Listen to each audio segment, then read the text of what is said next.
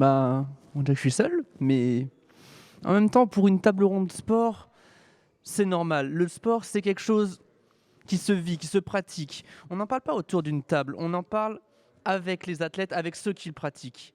Et c'est pour ça que pour cette table ronde sur le thème du sport, nous parlerons sport et e-sport avec Sorna Lacoste, athlète du 400 mètres au dernier JO de Tokyo, Martin Thomas, séiste en canoë slalom également au dernier JO de Tokyo, et avec Thomas et Lotus, membres du bureau de l'association d'e-sport Shield à Angoulême.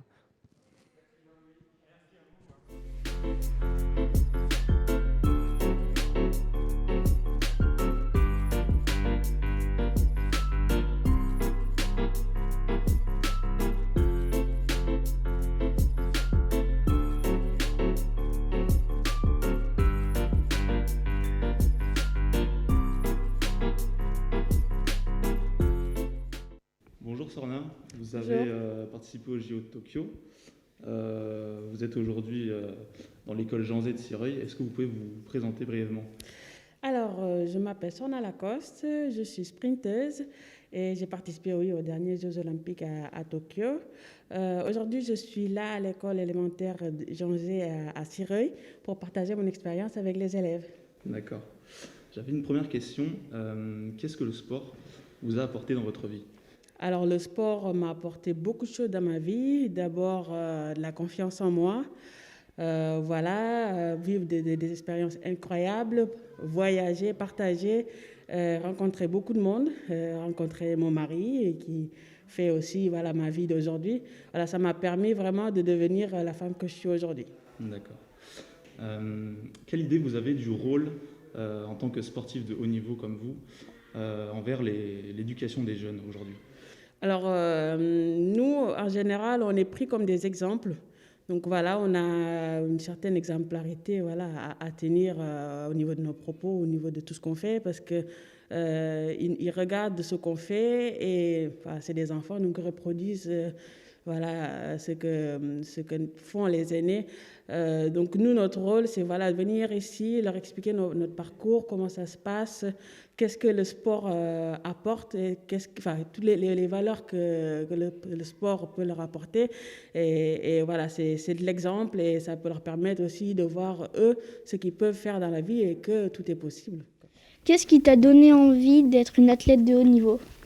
Alors, parce que j'aime le sport, j'aime courir. Et après, parce qu'à force de courir, on a le niveau qu'il faut pour faire les championnats de France. Et dès qu'on le fait une fois, on voit que c'est super, c'est bien de faire du haut niveau, qu'on aime bien. Et on continue à chaque fois pour progresser, faire mieux. Et dès qu'on fait mieux, on a envie de faire encore mieux et d'aller dans des compétitions encore plus grandes. Et c'est petit à petit que le processus de sport de haut niveau commence et on s'entraîne plus pour faire mieux. Voilà. À quel âge as-tu commencé à courir? Alors moi, j'ai commencé à l'âge de 11 ans. J'avais gagné... Vous avez quel âge, vous? J'en ai 10. Ouais, voilà, à peu près le même âge. Parce que j'avais gagné la course à l'école. Vous savez, vous avez une course ici, une compétition chaque année. Et le cross, vous avez un cross? Voilà, c'était pareil. Donc j'avais gagné le cross de l'école. Et du coup, j'ai commencé comme ça parce que j'ai vu que j'avais du talent là-dedans. Et voilà, et j'ai commencé et ça m'a plu et j'ai continué. Voilà. Oui? Fais-tu du sport tous les jours? Tous les jours, non. Alors, je m'entraîne 6 fois par semaine. Voilà, 6 jours sur 7. Et j'ai à peu près entre 5 et 6 heures d'entraînement par jour. Quel a été votre meilleur temps pour parcourir les 400 mètres? Alors, pour parcourir les 400 mètres, le jour des Jeux Olympiques, j'ai fait le tour des pistes en 51 secondes et 16 centièmes. La première fois que tu as fait une compétition, étais-tu stressée? Ah oui, mais maintenant aussi. Dans les compétitions, moi, je ne suis jamais arrivée à une compétition sans stress. Quel que soit le niveau, que ce soit à l'école, que ce soit après au championnat de France, championnat d'Europe ou du monde, Il y a toujours un stress, mais c'est du bon stress. C'est le stress qui permet voilà, d'activer tout ton corps pour te donner le meilleur. C'est du bon stress. Voilà. Est-ce que le relais est plus dur que le 400 mètres? Non, je trouve le relais plus facile parce que déjà, au niveau stress, c'est un peu moins dur parce qu'on est 4. Donc, à 4 à se partager le stress, c'est un peu moins dur à supporter, pour moi en tout cas. Et en plus, il y a une ambiance de groupe, c'est un travail d'équipe. Donc voilà, tout ne repose pas que sur soi. Donc c'est un peu plus facile voilà, de faire du relais. On arrive souvent à aller plus vite en relais parce qu'il y a plus d'adrénaline, parce que voilà. Mais l'individuel est plus dur parce que on est tout seul devant son couloir et là tout dépend de nous et ouais, c'est plus dur au niveau mental.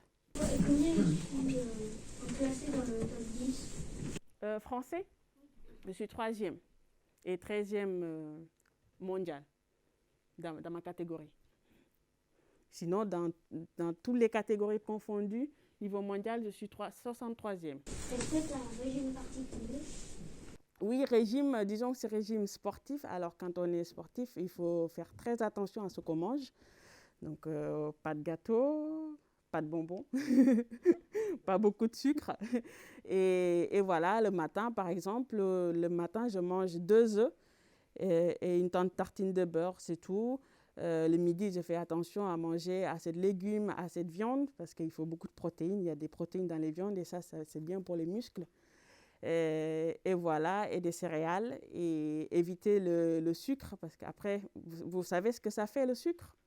Pour le sport, ça fait des hyperglycémies. Alors, ça veut dire qu'on a très vite beaucoup de sucre dans le corps, et ça redescend très vite, et après, on a des malaises.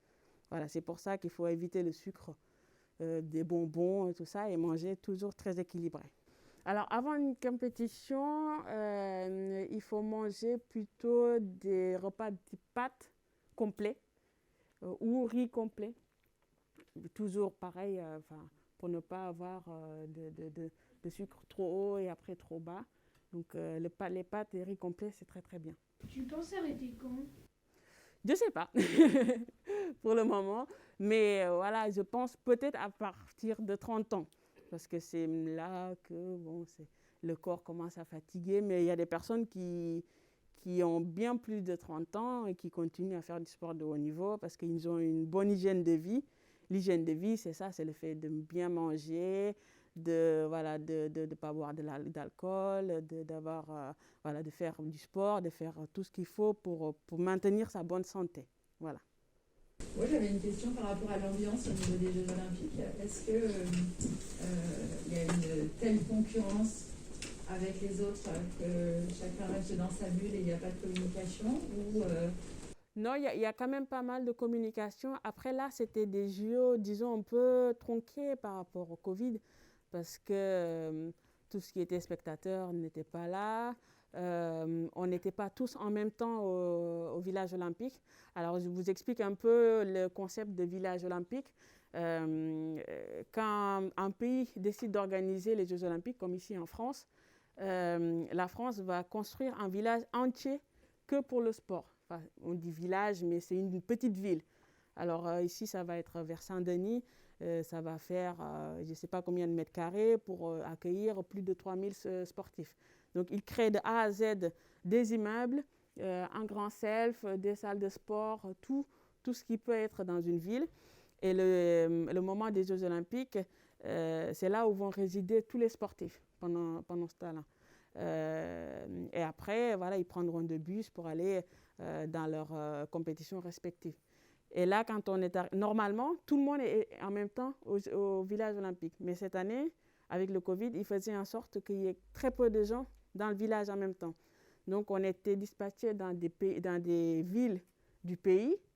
Chaque fédération était dans une ville.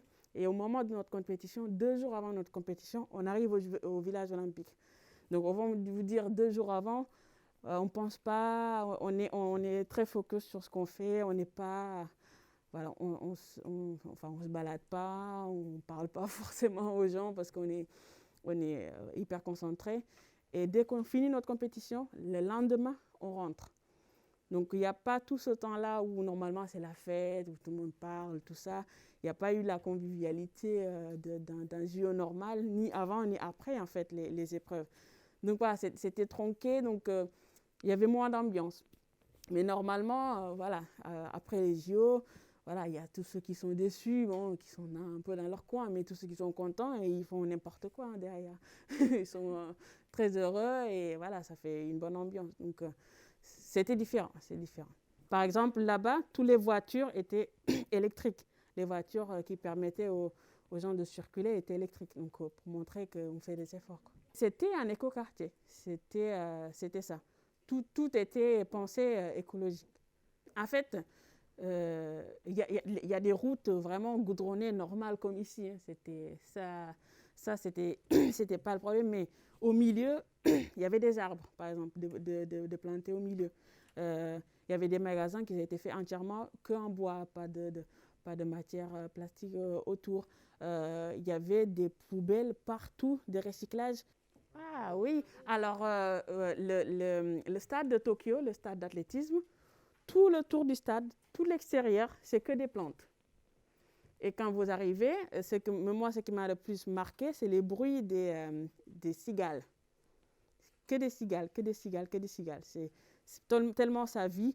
Et les moustiques aussi, hein, du coup, qui vont avec et tout le reste. Mais voilà, donc ça, c'est une démarche écoquartier. Donc tout était il y avait des plantes partout, tout autour. Je ne sais pas comment ils ont fait pour que tout tienne comme ça, mais c'était très, très joli. Donc là-bas, à Tokyo, du coup, ils avaient mis en place plein de vélos. Donc chaque pays avait son lot de vélos pour maximiser le plus l'utilisation du vélo. Mais comme on vient pour la performance, il y en a beaucoup qui psychotent très vite dès qu'il faut faire quelques mètres à vélo, alors qu'ils vont faire des kilomètres après. Hein, mais le fait de se dire qu'on va faire un effort physique fait qu'on a un peu peur de faire du vélo ou faire un effort avant l'épreuve. Donc ça ne s'est pas beaucoup utilisé finalement. Les gens sont très dans... ils préservent, quoi, c'est ça. Alors bonjour, je m'appelle Martin Thomas, je fais du canoë slalom et je viens du club de Jarnac, ici en Charente. Donc j'ai participé aux derniers Jeux Olympiques, j'ai terminé 5e en finale et j'ai décroché le titre de champion du monde par équipe cette année également. Qu'est-ce que le sport vous a apporté dans votre vie ? Le sport, ça m'a apporté toute ma vie.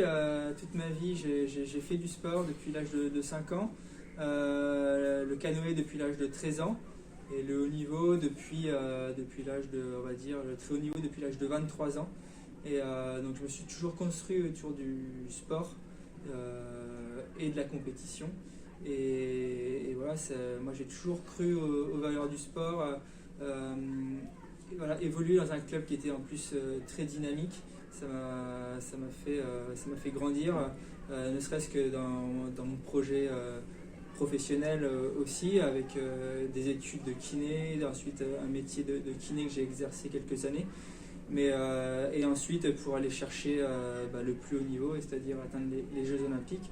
Voilà, c'était vraiment un mélange de tout ça pour atteindre le plus haut niveau. Et puis maintenant c'est en route vers Paris et c'est pareil, le sport est vraiment au centre de ma vie au quotidien, que ce soit par mes projets à côté avec Riding to Explore, un projet plus lié avec le sport et l'environnement. Mais voilà, je mets toujours du sport dans tout ce que je fais. Je pense que c'est vraiment une magnifique école de la vie. Quelle idée avez-vous du rôle, en tant que sportif de haut niveau comme vous, dans l'éducation des jeunes ? C'est pas moi qu'il faut poser la question, hein, parce que moi je veux forcément dire qu'il n'y a pas mieux que le sport pour apprendre des valeurs, mais de quoi que ce soit, de travail, l'abnégation, le sens du partage, le travail en équipe, se mettre des objectifs, se dépasser. Le sport, c'est dans tous les domaines, c'est un modèle d'excellence, voilà, vraiment sur tous les aspects qu'on peut imaginer. Donc forcément, je fais toujours un lien avec le sport dans tout ce que je fais dans la vie. Donc forcément, pour l'éducation, il n'y a pas mieux que mettre du sport. Et comme ici, ils le font très bien au sein du collège, je pense qu'il y a un vrai dynamisme autour du sport. Donc moi, je m'appelle Martin Thomas, pour ceux qui ne me connaissent pas. Je pense qu'il y en a du coup peu qui me connaissent pas. Je fais quel sport, vous savez? J'ai fait... Ouais. Du canoë? Voilà. Du slalom? Du canoë, slalom, précisément. Quelqu'un connaît mon âge? 32? Oui. 32. Je suis pas tout jeune, hein. Je suis vieux pour le sport. Non. Le canoë, on peut en faire jusqu'à 40 ans à haut niveau. Donc ça, j'ai encore un peu de marge. Un de mes rêves, c'était d'aller aux Jeux Olympiques. Et j'ai tout mis en œuvre, du coup, pour pouvoir y participer. Donc le rêve, ensuite, il y a l'objectif. Moi, j'avais envie d'aller aux Jeux Olympiques, donc c'était mon objectif. 2 ans avant, je me suis dit, maintenant, je veux plus que ce soit un rêve, je veux y aller. Je veux y aller. Donc je mets tous les moyens en œuvre pour pouvoir y aller. On ne sait pas si ça marchera, mais en tout cas, j'y mets les moyens. Et une fois qu'on met tous les moyens en œuvre pour y arriver, là, on voit que ça marche. On voit qu'il y a des premières performances qui commencent à arriver. L'année où j'ai fait le pari d'aller aux Jeux Olympiques, de me dire dans 2 ans j'ai envie d'aller aux Jeux Olympiques, et ben j'ai été première médaille internationale en championnat d'Europe. Donc là c'était ma première médaille internationale, et là je me suis dit, et ben finalement ce rêve il se rapproche petit à petit, et je vais peut-être pouvoir y arriver. Et c'est grâce à cette première médaille d'ailleurs que j'ai eu un petit bonus pour pouvoir aller me sélectionner derrière. Donc quand on est sportif de haut niveau, on s'entraîne donc à faire du canoë. Ça prend la majeure partie du temps. On fait 2 séances par jour, à peu près. Donc qui vont de 1 heure à 2 heures la séance. Donc effectivement, avec l'échauffement, la récupération, ça prend jusqu'à 4 heures par jour. Quand je monte dans mon canoë, je suis chez moi. Je suis comme dans mon canapé. Je réfléchis même pas et je vais où j'ai envie d'aller. Mais ça devient naturel parce qu'on a passé beaucoup de temps dedans, à s'amuser. Ça, c'est très important de se faire plaisir.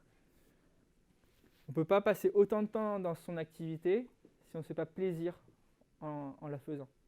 Donc il y a l'entraînement en canoë. Et ensuite, qu'est-ce qu'il y a d'autre comme entraînement, par exemple? Par exemple, la préparation mentale, préparation physique, la souplesse, les étirements, c'est indispensable. Parce qu'il y a des mouvements à faire. Si je fais trop de musculation et je ne fais pas d'étirement, je ne pourrai plus aller chercher tout là-bas. Parce que mon épaule, elle sera raide. Le gainage, par exemple, il faut travailler le cœur, le cardio. Le cardio, le souffle, donc on va faire d'autres activités. On fait souvent marcher les jambes, parce qu'on travaille tellement les bras, qu'au bout d'un moment, il faut travailler le cœur, le souffle, par autre chose. Donc, sport de haut niveau, c'est être entouré en permanence d'une équipe de soutien. Donc, là, c'est toute l'équipe de France au milieu, et autour, c'est l'équipe de soutien. Vous savez qui y a dans une équipe de soutien? Les médecins. Par exemple? Les psychologues. Oui, préparateur mental plutôt, on appelle ça. Ouais. Il y a le kiné. Oui. L'entraîneur. Le coach, ouais, qui est là avec moi quasiment en permanence sur chaque séance pour avoir toujours un œil sur moi, pouvoir me suivre. C'est lui des fois qui me connaît mieux que moi. Et pareil en compétition, c'est lui qui me fait des retours, qui va avoir la petite phrase toujours au bon moment le jour de la compétition. Et ça, c'est important qu'il soit là quasiment au quotidien. Le coach sportif. Ouais, on appelle ça un préparateur physique. Il y a aussi les coéquipiers qui pratiquent aussi. Exactement, et les partenaires d'entraînement. Donc c'est important de faire des séances à plusieurs pour se donner une émulation, se motiver en permanence. Le matériel, ça c'est toutes mes pagaies qui ont toutes des petites différences en fait. des fois la hauteur, des fois la rigidité, l'épaisseur du manche, le poids, exactement. Voilà, il y a plein de choses qui changent, la construction. Pareil pour les canoës, j'en ai plusieurs qui changent un petit peu. Oui. Donc être sportif de haut niveau, c'est partir souvent, longtemps, loin de la famille, loin des amis. En ce moment, malheureusement avec le Covid, c'est souvent être seul dans sa chambre d'hôtel. Et là, c'est important d'être toujours en contact avec ses proches, avec sa famille, recevoir des messages, en envoyer, échanger en permanence avec des gens qui sont restés en France mais qui nous suivent.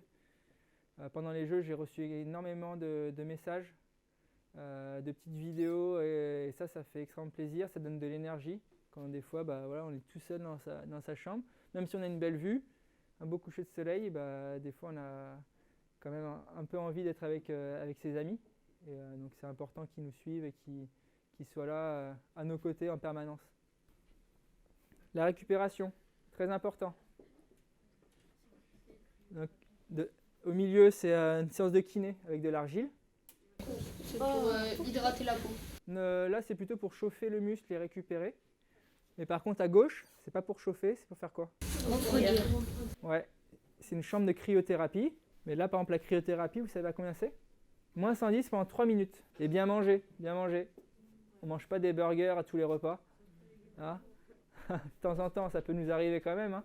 Donc faire attention à ce qu'on mange parce que le bateau, il est fait pour un poids, 72 kg, celui-là. Si je fais 75 kg, il n'est plus adapté. Mes débuts en canoë, à gauche, en biplace. Biplace, c'est ça. Donc j'ai commencé par ça, au club de Jarnac, sur le plat. Et pourtant, on peut quand même arriver aux Jeux Olympiques en eau vive, à se sélectionner. Comme quoi, il faut y croire. Quelques images des Jeux. Donc là, c'est la cérémonie d'ouverture, avec tous les athlètes français. Donc on passe au milieu d'un stade, du stade d'athlètes, avec l'allumage de la flamme olympique, feu d'artifice, au milieu du public, du spectacle. Je ne sais pas si vous avez vu la cérémonie d'ouverture à la télé. Non? Donc ça, c'est vraiment quelque chose d'unique. Hein. C'est vraiment unique au monde et quand on va aux Jeux Olympiques, c'est quelque chose d'exceptionnel d'aller participer à ce genre d'événement. Donc là, il y a toutes les délégations qui passent dans le stade et c'est retransmis sur toutes les chaînes du monde. Retour à Paris, on est sollicité par les télés pour parler de son sport, parler de son aventure. Et là, on se doit d'être assez visible, de faire de la publicité entre guillemets pour son sport, parce qu'on a un petit sport et on a envie qu'on parle de son sport à la télévision. Donc on fait de la promotion pour son sport. C'est grâce à ça aussi grâce aux Jeux Olympiques qu'on est un peu plus médiatisé, qu'on est un peu plus visible à la télé. Et derrière, qu'on pourra aller chercher quelques sponsors pour pouvoir vivre de ce sport. Bonjour Lotus, tu es vice-présidente de l'association Shield Angoulême. Est-ce que tu peux nous en parler? Oui, bien sûr. Donc c'est une association qui propose des tournois à vocation de n'importe qui a une manette et qui veut jouer à ce jeu. On fait des tournois qu'on appelle offline, c'est-à-dire en présentiel. Ça force l'aspect communautaire de solidarité et de partage de conseils, de partage d'expériences. L'idée, c'était de faire une association qui alliait en même temps le sport et en même temps l'esprit d'inclusion, parce que les femmes et les minorités sont rarement bienvenues dans ces communautés-là. C'est beaucoup d'entre-soi parfois.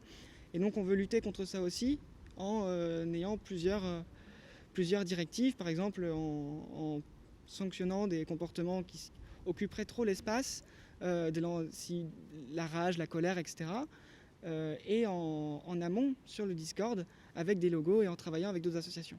Bonjour Thomas, tu es trésorier de l'association Shield Angoulême. Est-ce que tu peux nous parler de cette association ? Alors l'association Shield Angoulême, déjà c'est un acronyme, ça veut dire Smash Home Intégration, Égalité, Loisirs et Détermination. Donc notre association, c'est une association e-sport C'est-à-dire qu'on est basé autour d'un jeu vidéo qui s'appelle Super Smash Bros, qui est disponible sur Nintendo Switch. Et donc notre association organise des tournois et des événements en rapport avec ce jeu vidéo. Et la spécificité de notre association, c'est qu'on est une association inclusive et qui est pensée pour les joueuses, avant tout pour les joueurs aussi, mais avant tout pour inclure les joueuses. Donc au final, le but du Shield, c'est d'ouvrir le jeu vidéo à tous. Oui, le but du Shield, c'est de faire une association de jeux vidéo basée sur un jeu vidéo, d'association d'e-sport, de tournois, qui permet à tout le monde de venir, tout le monde, que ce soit les minorités, les joueurs, les joueuses, et aussi au niveau, parce que les tournois c'est payant parce qu'à la fin il y a un cash prize, mais nous on essaye d'avoir un prix d'entrée le plus bas possible pour que même des personnes qui financièrement ne peuvent pas se permettre beaucoup de sorties dans le mois puissent au moins venir s'amuser avec une vingtaine d'autres personnes à leur jeu vidéo favori, tout ça pour un prix qui est tout à fait raisonnable. Alors c'est vraiment l'idée. On essaye de faire en sorte de donner un maximum, de trouver vraiment un compromis qualité-prix, parce que l'entrée est payante, mais ça nous permet après, puisque c'est un tournoi, de redistribuer l'argent, donc selon le podium, et aussi d'acheter du coup tout ce qui va être des boissons, de l'eau, des boissons chaudes, de pouvoir avoir une salle correcte, etc. Donc on veut vraiment inclure le plus grand nombre de personnes, y compris les personnes pour qui ce serait difficile d'avoir, pour qui 5 € ça change tout. On ne veut certainement pas monter au-dessus. Et on pense qu'une fois par mois, ça se va. C'est OK. Et après, pour les minorités de genre pour lutter contre les oppressions, donc ça se passe à la fois en tournoi, où il n'y a jamais eu de problème jusque-là, et sur la plateforme en ligne, donc, qui s'appelle le Discord, qui est le lieu privilégié d'interaction entre les personnes qui jouent à Smash.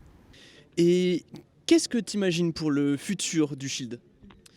Alors pour le futur du Shield, on va déjà essayer de continuer de faire les associations de tournois, les tournois mensuels. Bien sûr, ce qu'on aimerait, c'est que ça grossisse, c'est qu'il y ait de plus en plus de joueurs qui viennent. Une des étapes qu'on aimerait passer, c'est un tournoi majeur. Alors les tournois majeurs en France, c'est les tournois qui ne sont pas les tournois hebdomadaires, et qui sont des tournois à plus de 64 joueurs minimum. Donc c'est ce qu'on aimerait avoir au Shield, avant de peut-être organiser un tournoi qui viserait plus une grande partie géographique de France. Mais ça, pour l'instant, on y travaille encore et c'en est encore qu'à ses balbutiements. En tout cas, moi, j'aimerais beaucoup que ce côté lutte contre les discriminations se perpétue, continue. Dans l'idée, l'association va quand même continuer, je pense. Angoulême, on a vraiment pris ce point stratégique parce que c'est un carrefour, en fait. Les communautés se font dans... En fait, une communauté est égale à une association, est égale à une localité, une ville.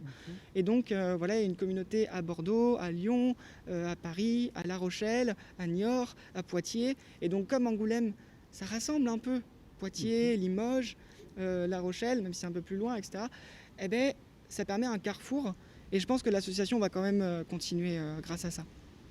Donc au final, le jeu vidéo, ça apporte beaucoup de choses à ceux qui jouent, qui le pratiquent. Bien sûr, après c'est vraiment comme tout, hein. On peut jouer aux échecs pour le plaisir, on peut jouer aux jeux vidéo pour le plaisir, on peut jouer aux jeux vidéo de manière compétitive, comme les échecs, comme n'importe quel autre sport. Ça demande beaucoup d'efforts, ça demande beaucoup de mémoire musculaire, ça demande beaucoup d'entraînement et ça demande beaucoup de réflexion, puisque Smash c'est vraiment un jeu qui est entre la stratégie et le réflexe. Et donc on ne peut pas gagner sans stratégie, et on ne peut pas gagner si on a si on n'a pas assez de réflexes. C'est pour ça que majoritairement, les équipes de jeux vidéo sont très jeunes, parce que c'est là où nos réflexes sont les plus puissants. Mais par exemple, le top 2 en France, qui a été longtemps top 2, c'est une personne qui a 40 ans, je crois, c'est Léon. Donc vraiment, il n'y a pas non plus... On voit de tout, en fait, dans les communautés. Donc ça, c'est vraiment quelque chose que j'apprécie beaucoup. Et du coup, j'aimerais encore plus voir de tout. Il y a quelques instants, tu parlais du fait que, au final, le jeu vidéo, c'était comme le sport. Il y avait beaucoup de similarités. Donc, pour toi, le sport et l'e-sport ne sont pas à dissocier. Alors, généralement, le critère sur lequel les gens se basent c'est oui, mais les jeux vidéo, c'est pas comme du saut à la perche ou un triathlon, t'es pas complètement épuisé à la fin. Et c'est mal comprendre, parce que généralement ces gens-là sont d'accord pour rappeler les échecs du sport. Et dans ce cas-là, il faut se mettre d'accord en fait sur ce qu'on appelle sport. À partir du moment où il y a beaucoup de mémoire musculaire, à partir du moment où, de l'autre côté, ça demande beaucoup de stratégie, on est à un espèce de mix un peu bizarre où on ne va pas utiliser tout notre corps, on va utiliser généralement ses mains. Mais le jeu vidéo, déjà, il y a des jeux vidéo qui nous font utiliser tout notre corps, déjà, et bon, c'est pas notre cas, mais on utilise beaucoup notre mental. Et après une session d'entraînement, après un tournoi, ça dure 4 heures, hein, un tournoi, un minimum, hein, et parfois les sessions, ça dure encore plus. Et on se donne à fond, on se donne des conseils, on se dit comment il faut jouer, comment il ne faut pas faire ça, etc. Et donc, il y a quelque chose en psychologie cognitive qui s'appelle l'énaction. C'est comme quand on conduit une voiture, eh bien, notre propre corps, la voiture devient notre propre corps. On arrive à... On vit les choses comme si on était la voiture. Ben, le jeu vidéo, Smash, c'est vraiment ça. On vit comme notre personnage et au final, eh ben, on est, je voudrais dire, tout entier en fait, dans l'attention au corps et en même temps de toujours d'avoir une réflexivité sur la manière dont on joue et dont on utilise notre corps pour pouvoir jouer. On a souvent ce préjugé comme quoi le sport et l'e-sport ne peuvent pas être associés. Qu'est-ce que tu en penses, toi ? Alors pour moi, le sport et l'e-sport, c'est deux choses qui sont tout à fait semblables. Le sport, c'est un travail musculaire, aussi cérébral, mais l'e-sport, c'est un travail cérébral principalement, parce que les jeux, il faut un minimum de réflexion pour y jouer. C'est un peu comme les échecs. Dire que jouer en compétition à Smash Bros, ça n'a rien à voir, ce n'est pas du sport comparé à un match de foot. Dans ce cas-là, pourquoi les échecs sont considérés aussi comme un sport ? Il y a des compétitions sportives d'échecs. L'échec, c'est quelque chose qui est très dans la réflexion et où ça demande une réflexion, des capacités de réflexion et une appréhension du jeu, des techniques, anticiper l'adversaire. Smash, c'est exactement la même chose. C'est un jeu vidéo. Alors il y a eu beaucoup de préjugés, le jeu vidéo c'est pour se divertir, parce que principalement c'est comme ça qu'on nous le vend, et principalement c'est comme ça que c'est utilisé. Mais il y a une grande partie des joueurs qui sont des sportifs. L'e-sport, il y a des compétitions, il y a des tournois avec des cash prizes, avec des gains monétaires à la fin.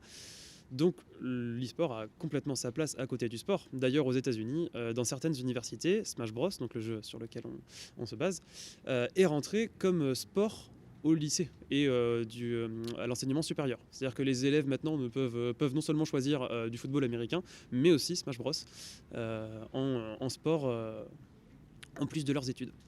Donc comme quoi, l'e-sport et le sport, au final, c'est la même chose d'un certain point de vue. Oui, tout à fait. Le sport et l'e-sport, c'est une pratique sportive, une pratique qui demande de la réflexion, qui demande de l'entraînement, où il y a des tournois, où il y a des enjeux. Donc pour moi, il n'y a aucune raison de les dissocier. Très bien. Et juste pour conclure, qu'est-ce que tu penses qu'une web télé donc locale sur le territoire de la Charente peut apporter à l'association du Shield ? Alors, les communautés Smash sont beaucoup relayées du coup sur Internet, donc sur Twitter généralement, et on pourrait croire que ça suffit, mais non. Angoulême, c'est la seule ville avec Cognac de Charente qui est un petit peu grande, donc qu'il y ait des instances pour relayer en fait l'existence de ces associations, notamment de nous. Ça peut vraiment être un vrai plus pour toucher le plus de public possible et justement réaliser, nous, notre mission d'inclure, de faire de la place pour tout le monde et de décentrer nos points de vue pour ne pas avoir des remarques blessantes ou quoi. Et le fait de pouvoir s'établir à un large public, c'est vraiment quelque chose dont les associations comme ça ont besoin, comme nous, comme la nôtre. Donc merci beaucoup. Déjà, principalement, ça peut apporter de la visibilité pour les personnes qui regardent. Et les personnes qui vont regarder cette web TV vont peut-être s'intéresser à l'association, vont peut-être se renseigner, vont venir nous parler. Elles vont peut-être, j'espère, apprécier ce qu'on fait, et vont en parler à leurs entourages qui vont continuer un petit peu l'histoire. Et donc ça peut apporter de la visibilité, que ce soit auprès des particuliers, mais aussi auprès de la communauté du Grand Angoulême. Si jamais des élus locaux regardent cette émission, cette web TV, ça peut nous apporter une crédibilité et de la visibilité, comme je l'ai déjà dit. Donc au final, la web télé servirait à, comme signe de bienvenue pour tous les joueurs en Charente. Bien sûr, et ça dynamise de toute façon, bon, ça dynamise à la fois la région, parce qu'il n'y a pas que nous en association, mais ça montre qu'il y a beaucoup de choses qui se passent en fait. Il y a des gens qui prennent le temps de faire un projet qui leur tient à cœur et qui réalisent ce projet. Nous, ça nous a pris 8 mois, voire plus à cause du Covid, mais on a très bien défendu notre projet et on en est très fiers. Mais on aimerait qui développer encore plus la vie associative au final d'Angoulême, de montrer qu'il y a beaucoup de choses qui se font. C'est un point stratégique on peut avoir envie de venir pour des aspects culturels.